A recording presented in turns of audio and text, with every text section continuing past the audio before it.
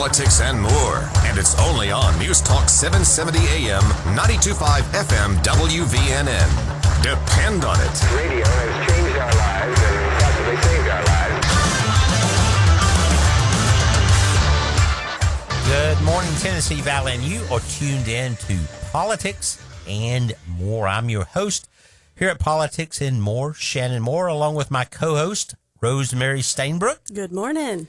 And good morning, everyone who is tuning in. And we've got a lot to talk about today, especially as we go into this weekend, and we're going to be watching, along with probably millions of Americans, the service for Charlie Kirk tomorrow that's being held in Arizona, and going to be reflecting on him some to say, and also a lot of the different aspects of this story. And joining us in studio today is the past president of Turning Point, the local chapter at University of Alabama in Huntsville, my old alma mater, but he was the past president there, Tyler Robertson, and he's joining us to talk about what Turning Point meant to him and a little bit of perspective about how much it is making a difference in college students' lives.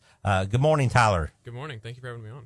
Well, we certainly appreciate you joining us, and I know you've graduated from UAH, but you were the past president of Turning Point. What made you actually get involved in Turning Point there at UAH? Yeah. Well, I, like most Americans, have taken a look at academia, and I knew going into it, even going into a STEM field, right? I'm an engineering undergraduate at the time. Even in the STEM fields, I knew that there was a lot of liberal bias, and I saw it firsthand. I can't tell you how many times I went into an elective class and heard some liberal perspective on how America was founded on racism, how Christianity's to blame for pretty much all the wrongs in the world. The conservative perspective that was really common in America not even 30 years ago was under attack.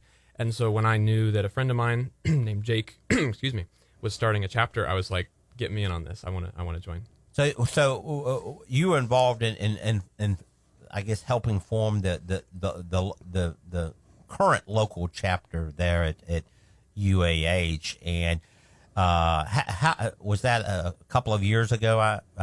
Yeah, I think the chapter's in its fourth year now. So my friend Jake, he was the founder. He was the president for 1 year, and then I took over when he moved on. I was president for 2 years, and it's just been handed over to a third. Her name's Kat. Oh. She runs it now. And, Turning Point, for a lot of conservatives, have heard of Turning Point, but some of the older conservatives, I don't think, realize just how big Charlie Kirk really was to the youth conservative movement. Rosemary, you're younger than me, right? And you and I think both knew Charlie Kirk was big, but I'm not sure I knew even how big he was. Well, even as Ben Shapiro became more and more prominent, Charlie Kirk did, from basically 2017 and on. Ben Shapiro's name really wasn't getting very well known till about 2013. But when it came to college campuses, Charlie's name got really well recognized throughout the nation. The more appearances that he had nationally really did bump his profile.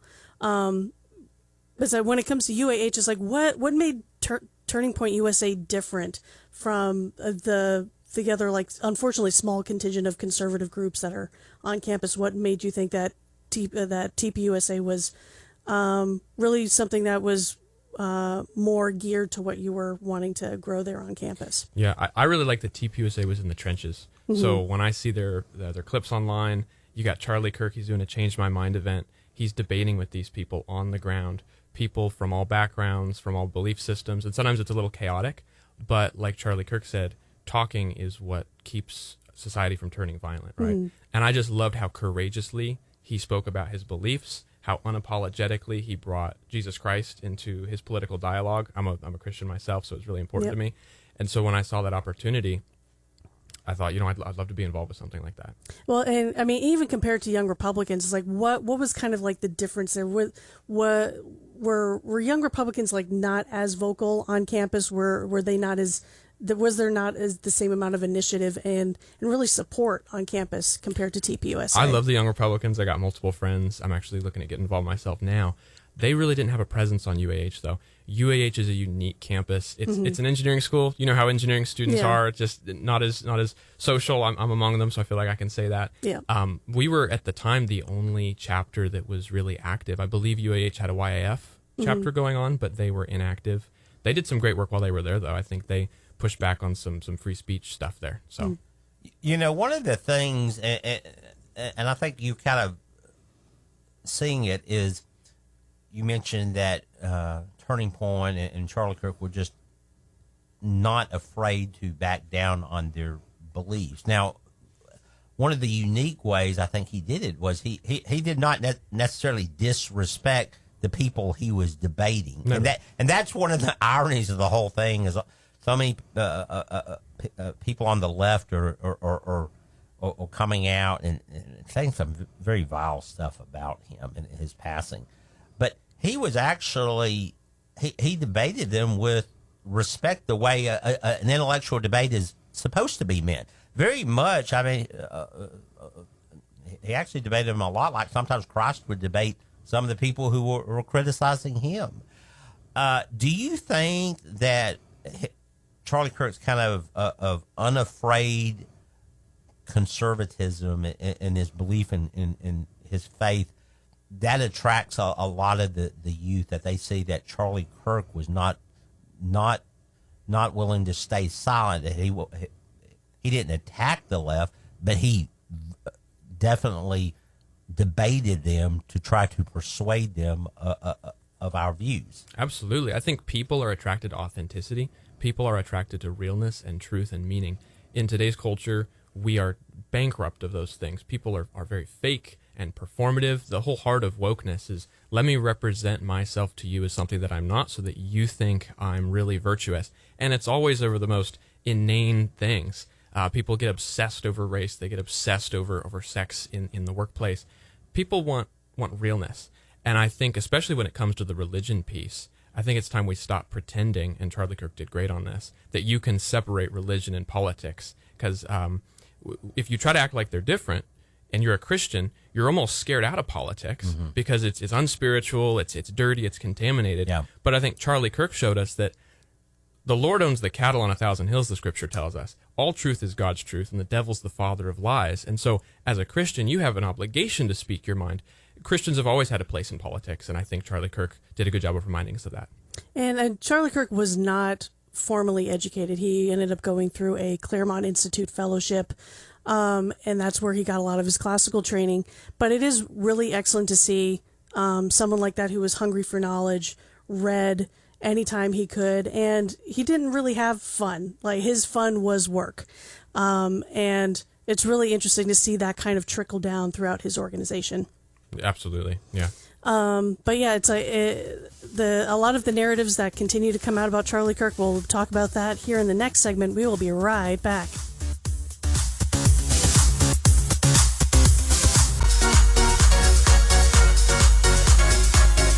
All right, we're back with politics and more, and we have joining us as our guest today the past president of the UAH chapter of Turning Point USA, Tyler Robertson. And we've been talking about Charlie Kirk's legacy, not only his legacy with Americans in general, but especially his legacy with young Americans and a growing conservative youth movement in America. And Tyler, you mentioned the importance of authenticity, and that was one of the things that attracted college students to Charlie's movement. And you also mentioned another thing, and I think this is also such an interesting aspect of Turning Point USA and Charlie Kirk and what his legacy is going to be. But Turning Point USA, I understand, is a conservative organization meant to go out there and talk about conservative values and what a great country we have.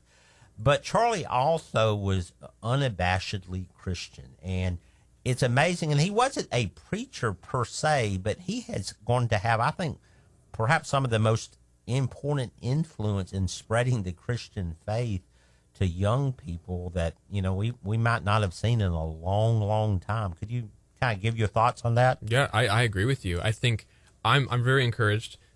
Gen Z is probably the most conservative generation we've had in a very long time. Gen Z, by and large, seems to be not afraid to take positions that are unpopular and unapproved by the left and whoever runs the status quo over there. Mm-hmm. People who are young are flocking to churches, and particularly traditional liturgical churches. Mm-hmm. Right? I'm not a Catholic myself, but I respect them and I align with them on a lot of their views. They're seeing huge growth in numbers. The churches who are a little weak and flaky and maybe not willing to take a stand on issues as they read it in the Bible, they're shrinking. And I think Charlie Kirk is a bit of a thermometer of those times. He rallied the youth and gave them the courage, and he inspired them to believe that they could do what he did. Speak up, tell the truth, and ignore when they call you things that are obviously false. Don't get all down when they call you a hater or a fascist, because you're not, and you know it. And it's like one of the other things that I kind of enjoyed about Charlie Kirk, again, kind of going back to the respect aspect, a lot of people really want to try and frame him as a racist. And for a lot of the people that stand up for him, whether it's Officer Tatum, that worked with him, still works with TPUSA, but went on tour with him.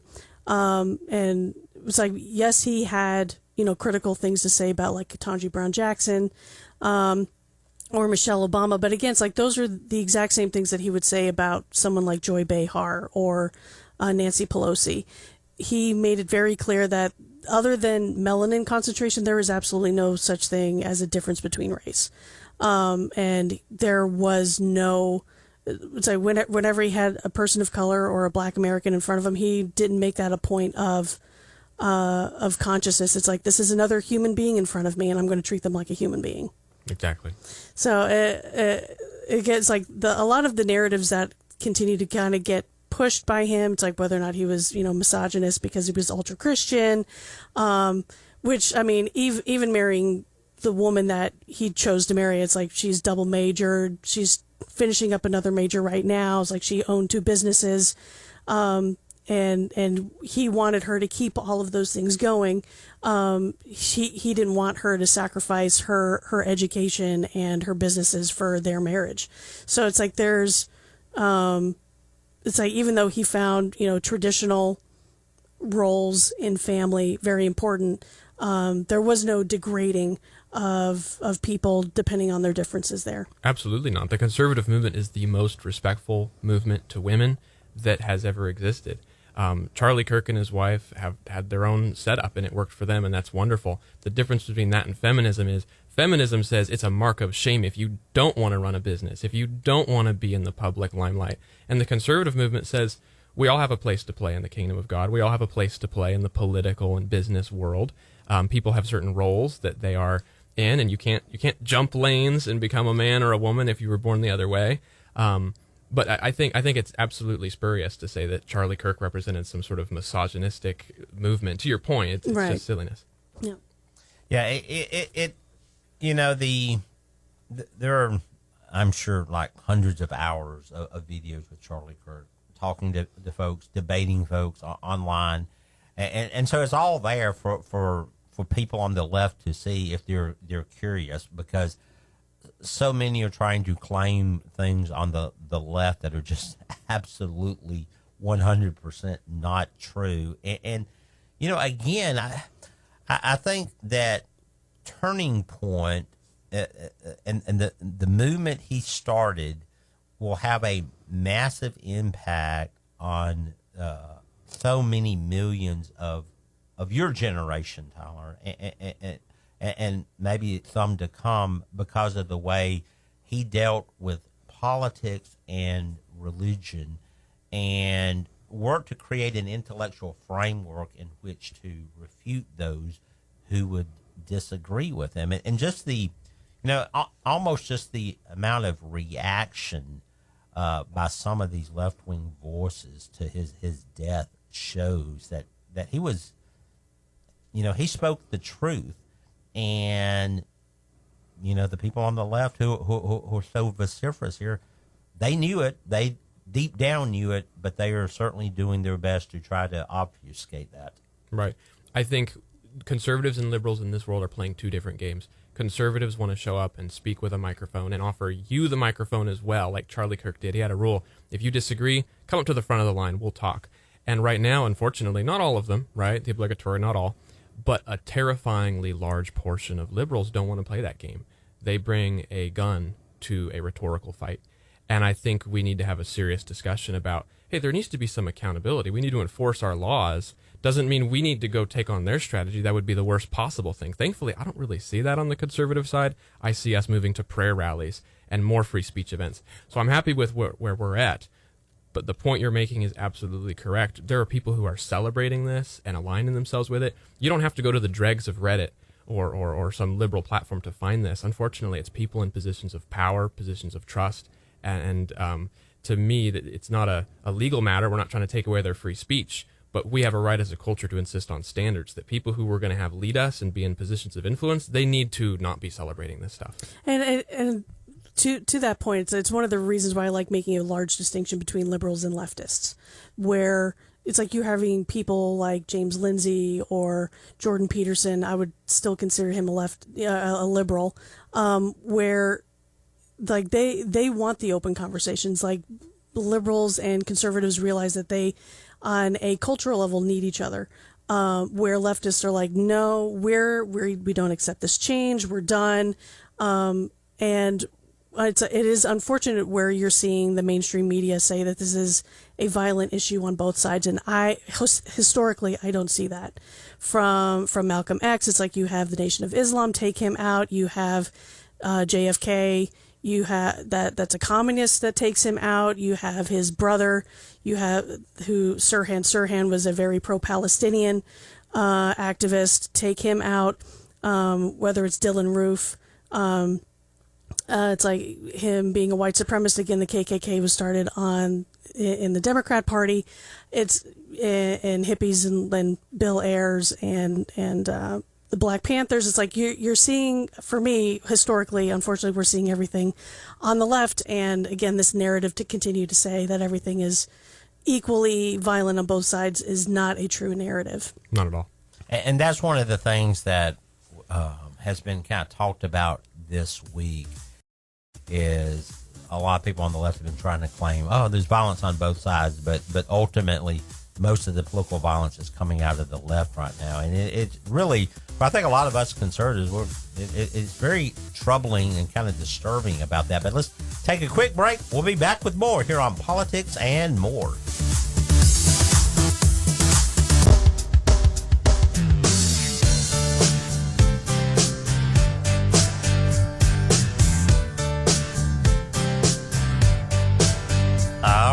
Back with Politics and More, and we have the past president of the local chapter at University of Alabama in Huntsville, the past president of Turning Point USA there in Huntsville, Tyler Robertson. And we've been talking about Charlie Kirk and his legacy and some of what's been going on, because this has kind of been the most of the news cycle for the last 2 weeks. And you know, Rosemary, we've had so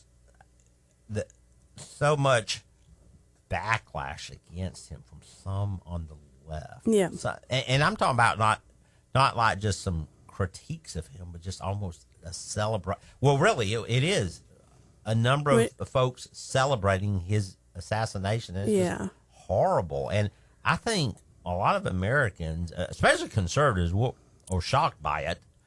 I would sort of dare say, or at least I would hope, that some on the left or left-leaning voters are kind of like, oh, what's going on here? Well, I mean, I had hoped that the American public, especially those on the left, had learned their lesson after Donald Trump got shot in the ear once and then attempted again on his golf course. Unfortunately, we didn't. The American public didn't learn. There were people dancing around on TikTok then, and unfortunately, there were people dancing on TikTok this round. And and unfortunately, people in Hollywood also did not learn. You had Jimmy Kimmel now have his show suspended because he decided to put out the narrative that the shooter was a MAGA person, which by that time we all knew that was not true. And the biggest problem with that going off the air, and then you have people like Stephen Colbert and Jon Stewart coming to his defense saying this is a free speech issue. You had the FCC put out a threat that they would pull their licensing. And there's a lot of things that are kind of also going on with that, but the fact that the FCC even said anything in the amount of a threat is a problem because, again, if the shoe was on the other foot, if this was Obama or Bill Clinton doing this or Biden doing this, we wouldn't be okay with the threat either. We didn't like it when they were doing it to Rush Limbaugh. We wouldn't want them doing it this in any way, shape, or form this round. So, but yeah, the fact that the FCC decided to put their foot in it is a little bit of a problem. And I know Senator Ted Cruz criticized that as well. That's been kind of an interesting debating point of the last couple of days because, I mean, Jimmy Kimmel really has gone out of his way to try to antagonize conservatives. It would be nice to see late night comedians on the major networks kind of go back to comedy instead of pushing leftist political viewpoints. Tyler, have you been surprised with just the amount of folks actually celebrating a murder on TikTok or on Twitter? Because that really kind of, I think it shocked a lot of people in just how this can be celebrated. You know what? It goes back to the whole idea about social media. Social media could have great good, but it could also bring out great evil. It can, yeah. I think, like you said, it's shocking morally. Unfortunately, it's really not surprising. Like Rosemary mentioned, just after the attempted Trump assassination, we had the same crowd coming out celebrating. We had an indivisible protest in Huntsville a few months ago, and I went out to visit and interview people, and I asked them, what do you guys think? What are your reflections on the attempted Trump assassination? It was shocking to me. This is the first time I'd seen it with such vitriol. I did not have to cherry pick my interviews at all. Almost all of them said, "Oh, I'm so disappointed that he missed. I wish he'd have been a little farther to the right. It would have been wonderful." I asked one woman, "What should we do? If impeaching doesn't work?" She said, "We need to assassinate him." It was insane that these are our average, everyday neighbors. These are not crazies in anything but. And they say they're anti-fascist, and right, and then they go and advocate for political violence to get rid of a democratically elected president. So, unfortunately, no, it's not surprising that this same crowd is up to the same thing over again. We've seen a truly a lot of pressure kind of building in this country over the last couple of years, and now we're seeing reactions from the left with so many people kind of celebrating this, and we'll. It has led to a lot of calls from people to get fired who were celebrating this. Right. And so, Rosemary, what's your thoughts on how that has developed? So, I mean, a lot of people are trying to say, well, this is my free speech. It's like, well, corporations are people too. And they have a right to no longer associate with conduct that could cause a hostile work environment. If you become a liability to them, they have their own obligation to keep everyone else in their company safe and free of harassment. So it's like as much as people don't like it, as much as people don't like being doxxed. It's like, again, I think doxing is wrong. It's like someone's private residence should be completely off limits. Period. But again, it's like your boss and your corporation that you get a paycheck from have a right to no longer associate with you. And it's like even kind of going back to ABC, it's like when you have local affiliates who are like Sinclair and Nexstar saying it's like, we don't want to associate with Jimmy Kimmel anymore. We're going to take him off the air, even if you don't. That is also a liability to all of the people that they've already sold advertising to. So they had an obligation to go ahead and take him off the air in order to keep promises that they had to other people. And ABC is already in hot water when they were already sued by Trump. They were already, Disney was sued by Gina Carano. So ABC is right now on some rocky water when it comes to their corporate stability at the moment. They've had some problems because, this is my thinking on that, Rosemary, because I understand Ted Cruz kind of his opinion about the FCC. I think Jimmy Kimmel probably would have been fired or taken off the air this week, irregardless of the FCC. Because his ratings were so terrible. It just kind of that has come into the whole thing, and that's where the left is trying to claim, they were shut down by the Trump administration. But they really weren't. They were shut down because ABC made a business decision that it was probably going to lead to more and more people turning off Jimmy Kimmel's show. I think it was I think two things can be true at once. It's like he said something that was egregious, and local affiliates said we're done, and they had to make a business decision depending on promises that they already made. But it's even when it comes down to this free speech issue, it's like you had Pam Bondi come out and say that hate speech will be prosecuted. And then Harmy Dillon had to come out and be like, well, hate speech is not actually in the code. We're not going to prosecute hate speech. And then Pam Bondi had to turn around and be like, we're not going to do that. There's a very clear distinction between what legal free speech is and what illegal speech is. Illegal speech is harassment, intimidation, and incitement. And the whole idea of microaggressions that have been out ever since Ferguson and Michael Brown, that is water that has been muddied, unfortunately, for the past decade because of that.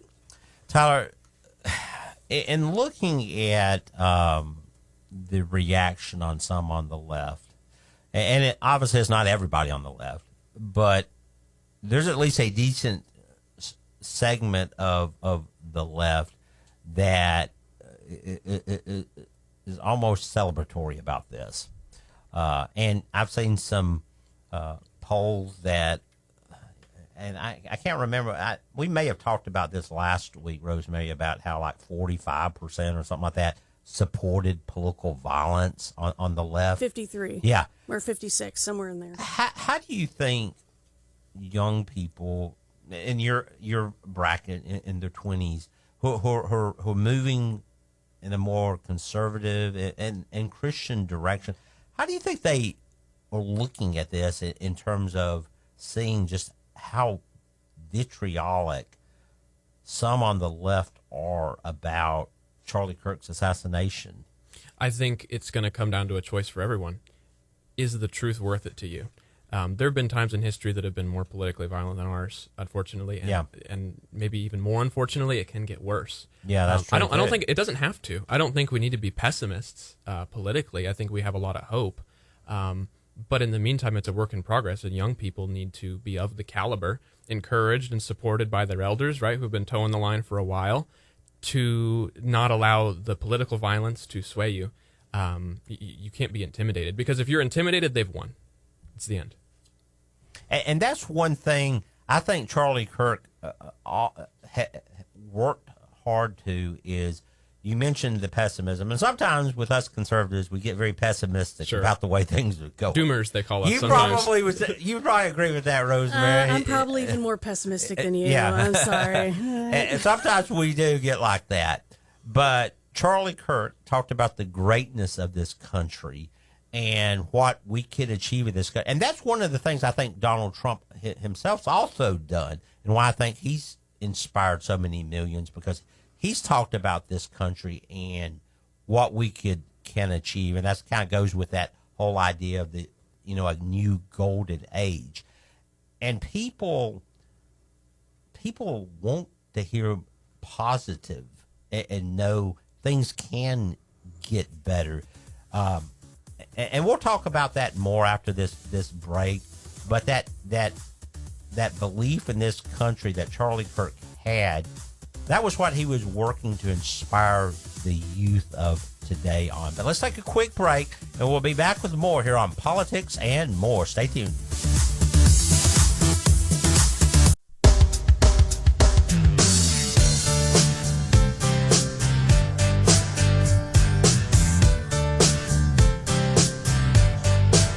Welcome back to Politics and More with Shannon Moore and Rosemary Stainbrook, and kind of staying on some of the cultural issues that we are seeing between the right and left concerning the assassination of Charlie Kirk. It's like, positively, it's like we are seeing a major religious shift in the United States where people are actually kind of proud to be going back to church. It's like you are seeing a lot of people come back to Catholicism and Anglicanism and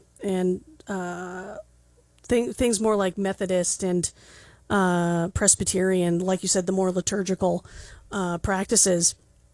And it's like, and you are seeing even a lot of evangelicals being like, we need to be a little bit tighter on message because we've been a little fluffy. And it's like, for me, it's like I lean more pessimistic in this direction. But again, it's like as a movement as a whole, you see Gen Z and Gen Alpha. It's like they don't drink as much as previous generations. They're not into hookup culture as much as the previous generations. And it is really interesting to see the things that Charlie Kirk said and did kind of infiltrate the culture this way. Tyler, it almost feels like, and you talked about how Turning Point kind of was able to kind of tap into something that was needed in the youth growing up, especially in kind of your generation. And, because how old are you, Tyler? 23. You're 23. So you kind of grew up where social media really did dominate a young person's life and phones and all that. And he kind of went back and again, put in that authenticity. He touched grass. Yeah. Which for people who don't know what that means is just to kind of get out into nature and everything. Unplug, yeah. I amazingly enough, I didn't know what that meant, Rosemary, until about a year ago. Because I at first thought it had something to do with marijuana, but it does not. It just means to take a break. But he really did emphasize a lot of things that God, family, community, nation, that help give people meaning in life. And I think a lot of young people, but not just young people, a lot of people of all different ages, especially in our modern world, lose touch with those sorts of values. And Charlie Kirk really did push that as something to make your life better. He did. Those are the ingredients that make society successful. I think we have seen in the secular world a push to make life meaningless, as if all that exists is maybe the highest authorities, the civil authority. There's nothing above that. We can have a completely civil government and keep your religious beliefs out of it. People have seen that that's just a failure. The sexual revolution and the faux morals that came out of that just leave people feeling really empty. And I think that's why today Gen Z says there's too much sex on TV. We want less of it. Hookup culture is empty and meaningless. We don't want that anymore. We want a return to tradition and morals. As it turns out, if the world's been run with a consistent submission and honor given to God for the last 7,000 to 10,000 years, maybe you shouldn't, in the most recent 50 years, decide you're smarter than everybody else in human history and just throw it away. Well, on top of which you have a lot of the new atheists of the 80s and 90s try and say, well, it's like we've been able to keep a cohesive moral society without the Bible. And I'm like, you really want to try and stand on top of the Ten Commandments and think you're flying? Have you kept a cohesive moral society? I don't know. Are we watching the same news networks? Because we have not. Yeah. It's gotten noticeably worse. Yeah. Well, I think what we saw with a lot of of those on the political spectrum on the left, especially the far left, was they have tried to substitute values. They've tried to substitute belief in government for values. And, to some extent, that's the heart of, like, communism or socialism is just belief in the infallibility of government. But I think for a lot of people, that's just rings hollow. It's humanism at its core. That's what it is. The belief that the answer to all moral dilemmas can be found in humanity, and that science is the ultimate arbiter of truth. Science is useful. I love science. Most of the notable leading scientists, like at Francis Bacon, who was the father of the scientific method, he was a Christian. Yeah. But it's a tool that we use to come at the truth, and it's not how we determine the truth. I mean, even the Big Bang Theory came from a monk. So, like, it's like the attempt to separate knowledge from the wisdom of the Bible always ends up back into a black hole. And it always ends up leading to, like, moral nihilism. And I don't think I think that your generation and the ones that come after you are going to be very hungry for things that are life and light. And I don't think that a lot of the new atheists that are trying to still push their narrative are going to be able to reach the generations that they think that they could before. Absolutely. I hope all the young people who in the wake of Charlie Kirk's assassination are feeling that call for meaning and a call for revival. Go to church. Yeah. Go attend one of these prayer vigils. We're having one at the Pulaski Courthouse Square tomorrow at 6 p.m. Come to that. There's one in Decatur, I believe, also. They're all over the place. And beyond that, go to church. Find a church with a pastor who leads and who speaks the truth and who doesn't bow down to the culture on these issues, right? Not every church is created equal. Just be or just like not even address them. It's one of the things that I have kind of noticed is where it's like both Wednesday night and Sunday after the assassination, there was no mention of it. And I'm just like, what are you doing? It's an abdication of responsibility. Yeah, exactly. Yeah. Well, I'll tell you, Charlie Kirk is going to have, he did have such an impact in his life and even in his death. He really is going to have a massive impact. And there is a service that's going to be done tomorrow that will be on the major news networks. So I urge everyone, if you have a chance, to watch that. And Tyler, we appreciate you coming out here today. Thanks for having me. I appreciate it. We certainly appreciate it, and urge young people everywhere to join a local chapter of Turning Point. We'll be back next week, same time, same channel here at Politics and More.